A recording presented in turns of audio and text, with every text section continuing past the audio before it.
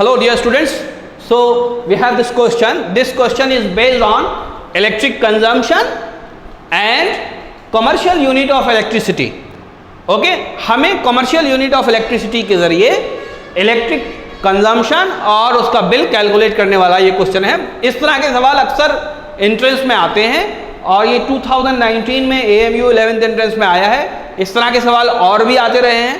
ठीक, इसका आप तरीका समझ लीजिए, इसको हम कैसे कैलकुलेट करते हैं।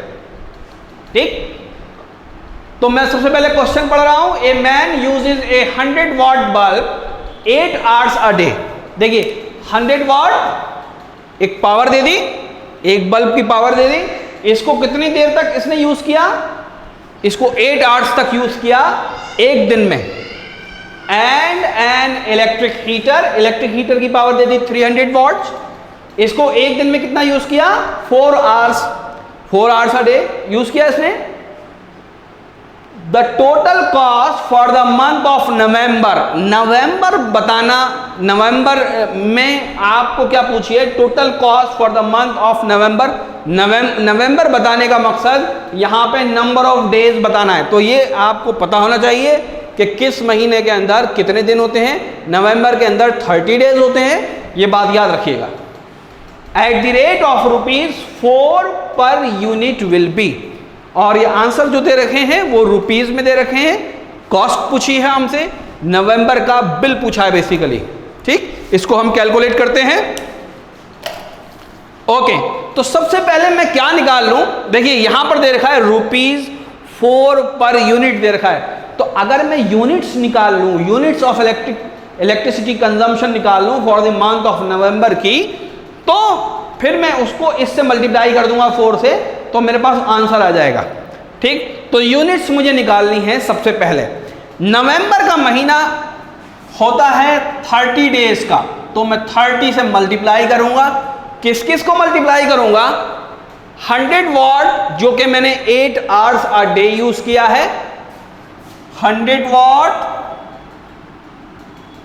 वाट इंटू 8 आवर्स, 8 घंटे मैंने यूज किया है 30 दिनों तक, तो 30 इंटू 8 आवर्स हो गए।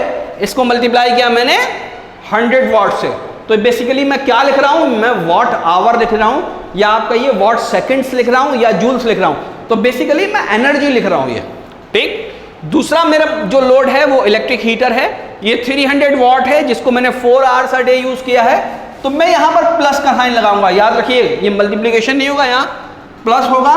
300 इंटू कितने घंटे यूज किया मैंने इसको? 4 घंटे यूज किया। और कितने दिन तक यूज किया? 30। तो 30 ब्रैकेट के बाहर है। ओके, 30 इंटू 100 वाट इंटू 8, ये हो गया 800 वाट आवर, प्लस ये भी 300 वाट है, ये 4 आवर है, तो 300 इंटू 4, ये आपका हो गया 1200 वाट आवर। मैं यहां वाट और आवर लिखना भूल गया हूं, तो उससे आप कंफ्यूज मत होइएगा। Okay, 30 into 800 watt hour, 1200 watt hour. What is this? It is 2000 watt hours. बात समझ में आ गई? इसको 30 से मल्टीप्लाई करना है, तो मैं चालाकी क्या करता हूं?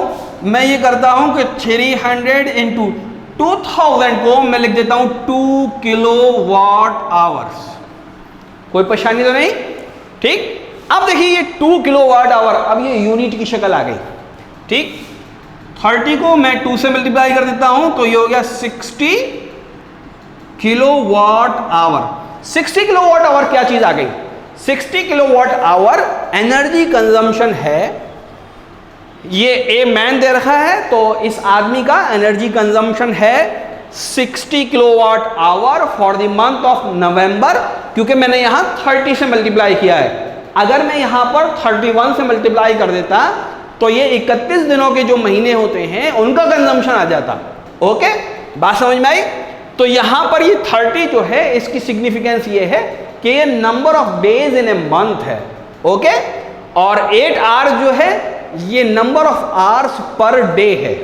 ओके, तो 60 किलोवाट आवर को मैं क्या लिख सकता हूं, 60 यूनिट्स लिख सकता हूं, 60 यूनिट्स।